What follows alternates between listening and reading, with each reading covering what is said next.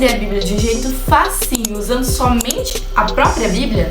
Então fica comigo até o final desse vídeo, porque hoje eu vou te ensinar. Olá, meu nome é Sabrina Milani e seja bem-vindo ao meu canal. Bom, nesse vídeo eu quero ensinar pra vocês aqui 2 princípios da teologia que eu tenho certeza que será útil na hora que você for estudar a Bíblia, de forma que você vai conseguir até mesmo explicar pra outra pessoa. Muitas vezes a gente não entende o que a gente tá lendo porque a gente não sabe estudar corretamente. Então a gente tem que quebrar esses padrões e entender o termo contextual, o termo textual da passagem que nós estamos estudando. Eu vou falar aqui pra vocês a respeito desses 2 termos e fica bem ligadinho como aplicar esse termo durante o seu estudo. E se você já sabe o que significa a hermenêutica e o que significa a exegese, mas não sabe ainda como aplicar isso nos seus estudos para que você possa obter conhecimento através disso, então fica aqui porque eu vou fazer esse estudo junto com você. E para começar, eu já selecionei uma passagem aqui na minha Bíblia, que é a passagem que nós vamos usar como base, exemplo, para fazer esse estudo. Ela se encontra no livro de 2 Reis, capítulo 4, a partir do versículo 1. Vai procurando aí essa passagem. Antes de começar, nós vamos aprender aqui o que significa a hermenêutica, que é o que nós vamos estudar aqui por primeiro, que é o que nós vamos entender e vamos aplicar aqui por primeiro nesse texto. Lembrando que existe a hermenêutica e a homilética. Os 2 são termos para coisas diferentes, então não vamos nos confundir, porque eu até mesmo me confundo às vezes na palavra. Homilética é uma coisa e hermenêutica é outra coisa. O que nós vamos estudar aqui hoje será a hermenêutica do texto. Hermenêutica significa nada mais nada menos que ciência técnica que tem por objetivo a interpretação do texto religioso ou filosófico, exposição das Sagradas Escrituras. Significa interpretação dos textos do sentido das palavras. Ou seja, a hermenêutica nada mais nada menos é do que a interpretação de um texto. Quando nós lemos um texto e nós o interpretamos, é uma hermenêutica que nós estamos fazendo. Será mesmo que você está conseguindo obter resultado através da hermenêutica que você está fazendo aí? Nós vamos ver isso aqui nesse vídeo e vamos aplicar aqui a hermenêutica. Já se prepara, pega o caderno, pega a caneta, porque vai ser necessário agora. Então me acompanha aqui, segundo livro dos Reis, capítulo 4, a partir do verso 1, e vai dizer assim a palavra. Aliás, disse assim a palavra. Uma mulher das mulheres dos filhos do profeta clamou, dizendo: meu marido, teu servo, morreu, e tu sabes que teu servo temia o Senhor, e veio o credor a levar meus 2 filhos para serem servos. E Eliseu lhe disse: que te hei eu de fazer? Declara-me que é o que tens em casa. E ela disse: tua serva não tem nada em casa senão uma botija de azeite. Então disse ele: vai, pede para ti vasos emprestados a todos os teus vizinhos, vasos vazios, não poucos. Entra, fecha a porta sobre ti e sobre teus filhos e deita o azeite em todos aqueles vasos e põe a parte que tiver cheio. Partiu, pois, dele, e fechou a porta sobre si e sobre seus filhos, e ele lhes traziam os vasos, e ela os enchia. Sucedeu que, cheios que foram os vasos, disse a seu servo: traze-me ainda mais vaso. Porém, ele lhe disse: não há vaso nenhum. Então o azeite parou. Então ela veio e o fez saber ao homem de Deus, e disse ele: vai, vende o azeite, paga a tua dívida, e tu e teus filhos vive do resto. Agora a gente leu e a gente interpreta de forma textual mesmo. Vamos interpretar aqui esse texto.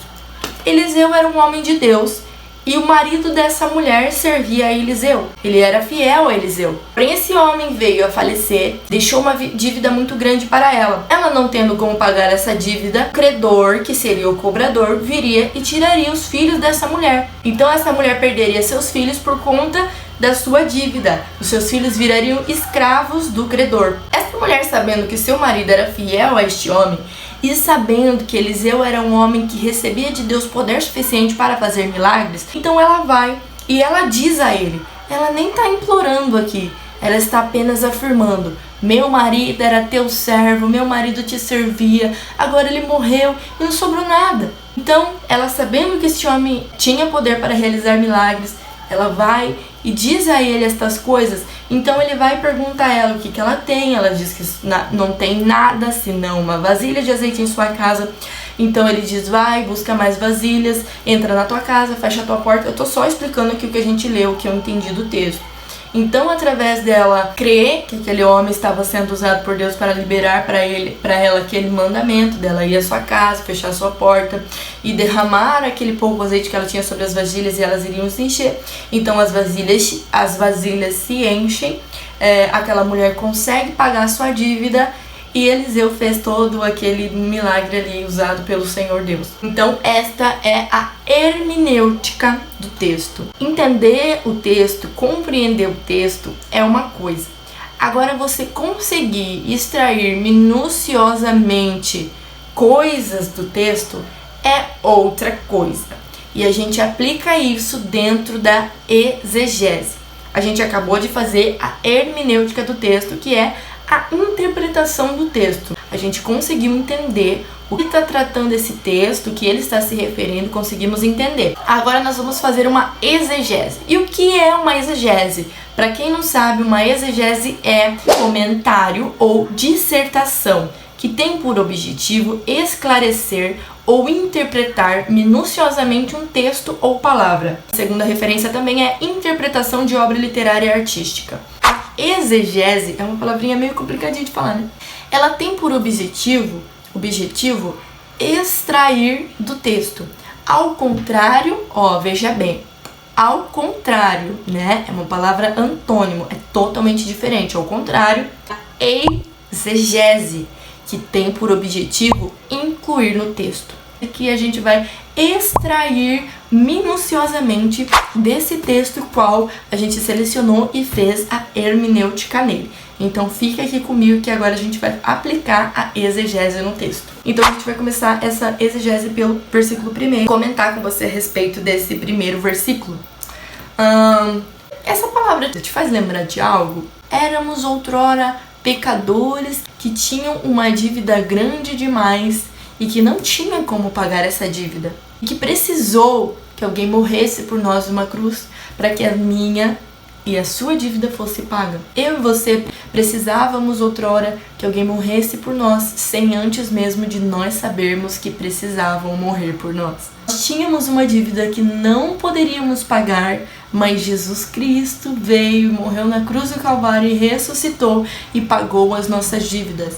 E o credor não tem mais poder sobre nós. A morte não tem mais poder. Sabe por quê? Porque nós que cremos no Senhor Jesus Cristo viveremos eternamente. Lembrando também, mais um aspecto da exegese é que o que Deus pode falar comigo no meu coração, talvez não é o que Ele fale com você. Mas talvez Ele fale alguma coisinha aí com você durante o seu estudo de exegese que Ele não fale comigo. Então a exegese não devemos tirar o sentido natural da palavra. Mas como a própria palavra de Deus diz, a palavra de Deus se renova a cada dia. E se a palavra de Deus se renova a cada dia, então o Senhor fala conosco de maneiras diferentes através da mesma palavra vários e vários dias. Entende? Pode ser que eu selecione e lê todos os dias a mesma palavra e todos os dias Deus me faça lembrar de uma coisa diferente, me faça entender de uma maneira diferente, sem tirar do contexto principal. Nós fizemos aqui a nossa primeira parte de exegese do versículo 1. Continuando aqui, versículo 2, vamos lá. E Eliseu lhe disse: que hei eu de te fazer? Declara-me, o que é que tens em casa? E ela disse: tua serva não tem nada em casa, senão uma botija de azeite. Vamos parar aqui, vamos fazer aqui uma interpretaçãozinha desse versículo. Gente, ela diz primeiro que ela não tem nada. E em seguida ela diz, senão uma botija de azeite. Quantas vezes eu e você achamos que nós não temos nada, mas o pouco que nós temos é o suficiente para Deus fazer um milagre? Deus já sabe que nós temos um pouco e que se nós depositarmos aquele pouco que nós temos na confiança de Deus, Ele vai fazer o melhor e vai multiplicar. Hoje, quando eu estava vindo para minha casa do trabalho, e eu estava pensando assim, por que a gente pede tão pouco para Deus? Sabe? Deus tem poder para dar tanta coisa pra gente, mas quando a gente vai pedir uma coisa para Deus que a gente considera ali impossível, a gente pensa assim, Deus me dá, mas pode ser o mais simples, Deus faz por mim, mas não precisa ser muito, faz o mínimo, Deus já tá suficiente, Senhor. A gente pede um milagre, a gente pede migalhas de milagre para Deus. migalhas de milagre, sabendo que Deus pode fazer muito, mas pedindo migalhas. Eu vou dar aqui um exemplo bíblico. João e Pedro estavam subindo para a oração. À porta do templo tinha um homem que todos os dias ele era levado até aquela porta do templo, porque ele era coxo, ele não podia andar, então ele não podia também trabalhar. E ele todos os dias estava lá na porta do templo pedindo esmola. E quando ele pedia esmola, passa Pedro e João por ele. E Pedro e João fazem o quê? Dizem para ele assim: olha, eu não tenho prata, eu não tenho ouro, mas o que eu tenho eu te dou, levanta e anda. Então Pedro e João tinham algo que dinheiro não compra, ouro não compra, prata não compra, diamante não compra. Ele pedia somente por uma esmola e ele recebeu algo que dinheiro algum pode comprar. Ele faz um milagre por completo. Então essa mulher diz que ela tem pouco, ela diz que ela não tem o suficiente, mas na mão de Deus o pouco é muito. Continuando o nosso estudo de exegese. Versículo 3. Então disse ele: vai, pede para ti vasos emprestados a todos os teus vizinhos, vasos vazios, não poucos. Entra, fecha a porta sobre ti e sobre seus filhos, deita o azeite em todos aqueles vasos e põe à parte o que estiver cheio. Entra, fecha a porta. Alguém mais você já ouviu dizendo isso? Será Jesus Cristo? Que nos ensinou que quando nós queremos falar com o Pai, devemos entrar no nosso quarto, fechar a porta, nosso Pai que vem em secreto. Deus nos vê em secreto. Deus nos vê quando nós entramos e fechamos a porta, e é ali mesmo que Ele vai encher o vaso, é ali mesmo que Ele vai derramar o azeite, é ali mesmo que Ele vai fazer o milagre, é ali mesmo que Ele vai entender tuas orações, é ali mesmo que você vai ser edificado, é quando você entrar no teu quarto, fechar a tua porta e falar com o Senhor.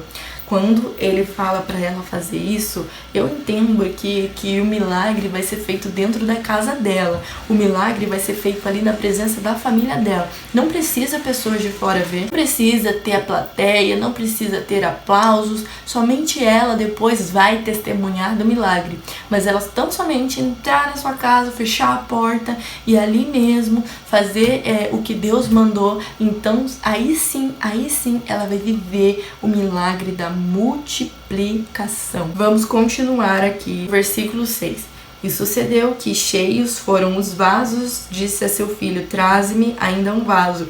Porém ele lhe disse: não há mais vaso nenhum. Então o azeite parou. Então nós vimos aqui que havia ali um limite. Essa mulher, ela recebeu de acordo com o que ela conseguiu obter. Quanto mais vasos ela tinha, maior seria o milagre dela. Aqui diz que o azeite só parou porque o vaso acabou. Se ela tivesse menos vaso, teria menos azeite. Se tivesse mais vaso, teria mais azeite. Se ela tivesse conseguido mais vasos, o milagre dela ia ter sido ainda maior. Qual será o tamanho do vaso que eu e você suporta para aguentar o azeite que será derramado sobre nossas vidas? Será que eu tenho espaço no vaso suficiente para receber o azeite que está para ser derramado do céu? Será que você tem o espaço necessário que o azeite precisa para te transbordar? Eita! Eu e você precisamos ter um vaso liberado para receber esse azeite. Eu e você precisamos ter um coração aberto para ser cheio pelo Espírito Santo. Eu e você precisamos ter uma mente aberta e fixada lá no céu. Não aberta para as coisas do mundo, mas aberta para as coisas de Deus. Bom, gente, eu vou finalizar por aqui, senão esse vídeo vai ficar muito longo, mas tava muito gostoso aqui o papo, tava muito gostoso aqui ser inspirada pelo Senhor pra falar com você essas coisas. Eu espero que você tenha gostado desse vídeo. Se você assistiu até aqui, muito obrigado, isso me ajuda muito. Eu espero que você tenha gostado do vídeo, deixa seu like, se inscreve aqui no meu canal, ativa o sininho, porque eu estou postando vídeos novos toda semana. Eu agradeço por você ter ficado comigo até aqui e até o próximo vídeo. Tchau, tchau!